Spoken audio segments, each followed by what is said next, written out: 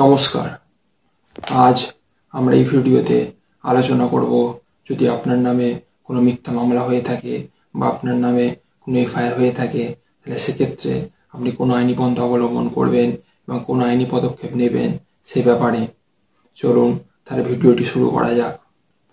Video শুরু করার আগে একটি ছোট্ট অনুরোধ, যদি এই চ্যানেল থেকে আপনাদের কোনো আইনি ব্যাপারে কিছু উপক্রম পেয়ে থাকেন তাহলে চ্যানেলটিকে সাবস্ক্রাইব করে অবশ্যই পাশে থাকবেন।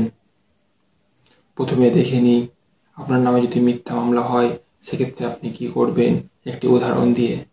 ধরে নেন আপনি কোনো কর্মক্ষেত্রে রাজ্যের বাইরে গিয়েছেন বা ঘুরতে গিয়েছেন বা কোনো চিকিৎসা বা ট্রিটমেন্ট করাতে অন্য কোনো রাজ্যে গিয়েছেন। তো সেক্ষেত্রে এই সময়টায় আপনার প্রতিবেশী, আপনার গ্রামবাসী বা আপনার বন্ধুবান্ধব যদি আপনার এগেনস্টে এফআইআর করে বা মামলা করে, সেক্ষেত্রে আপনি কি করবেন? প্রথম কাজ আপনার হবে যে আপনি যদি বুঝতে পারেন যে আপনার এগেনস্টে একটা এফআইআর বা মামলা হয়েছে, প্রথম কাজ আপনাকে যেটি করতে হবে সেটি হলো আপনি আপনার আত্মীয়দের থ্রুতে বা আপনার বন্ধু বান্ধবের দ্বারা সেই এফআইআরটিকে থানা থেকে সংগ্রহ করা। আপনি নিজে যাবেন না, নিজে গেলে হয়তো অনেক সময় অসুবিধা হতে পারে। তো তাহলে আপনার আত্মীয় বা আপনার বন্ধু বান্ধবকে দিয়ে সেই এফআইআরটি থানা থেকে সংগ্রহ করবেন। যদি থানা থেকে এফআইআরটি সংগ্রহ করতে না পারেন তাহলে যেই পার্টিকুলার ডেটে মামলাটি রুজু করা হয়েছে আনুমানিকভাবে সেই মামলার ডেটটি নিয়ে কোর্টে গিয়ে সেই এফআইআরটি সংগ্রহ করবেন। তারপরে আপনাদের যে কাজটি হবে সেই কাজটি হলো কোর্ট থেকে বেল নেওয়া। মামলা মিথ্যা হোক বা সত্য হোক, বেল নেওয়া আপনার কম্পালসারি।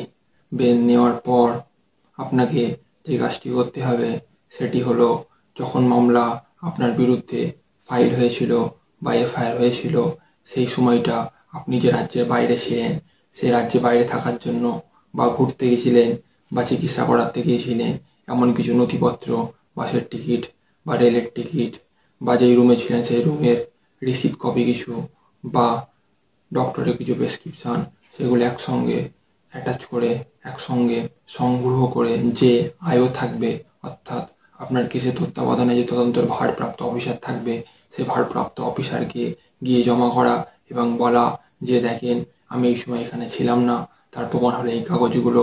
ওই কাগজগুলো নিয়ে আপনি যে আয়ও আছে তার সঙ্গে দেখা করা এবং বলা যে কাগজপত্রগুলো থেকে এটা প্রমাণ পাওয়া যাচ্ছে যখন কেসটা ফাইল হয়েছিল তখন আমি এখানে ছিলাম না, অর্থাৎ মিথ্যাভাবে আমার বিরুদ্ধে মামলা করা হয়েছে, এই বলে এবং কাগজপত্রগুলো দিয়ে ওখান থেকে চলে আসা। অনেক সময় এমনটা হয় যে আইও সেটি রিসিভ করতে চায় না, রিফিউজ করতে পারে, সেটি পলিটিক্যাল প্রেশার হোক অন্য কিছু কারণ। তো সেক্ষেত্রে আপনাকে যেটা করতে হবে সেটি হলো সব কাগজপত্রগুলো নিয়ে আপনাকে একটি পোস্টের মাধ্যমে, রেজিস্টার পোস্টের মাধ্যমে পোস্ট করতে হবে। সেখানেও যদি কাজ না হয় তারপরের পদক্ষেপ হলো আপনাকে আপনার যে ডিস্ট্রিক্ট অর্থাৎ জেলা আছে সেই জেলায় যে সুপার আছে অর্থাৎ এসপি, তাকে সেই কাগজপত্রগুলো নিয়ে একটা নোটিশ করা বা পোস্ট করা যে দেখেন এই সময় আমি এখানে ছিলাম না, আমি আমার আয়ের কাছে গিয়েছিলাম কিন্তু সে কথা শুনছে না, এইভাবে লিখিত একটা দিয়ে ওই কাগজপত্রগুলো দিয়ে আপনাকে একটা রেজিস্টার পোস্ট করে এসপির কাছে দিতে হবে।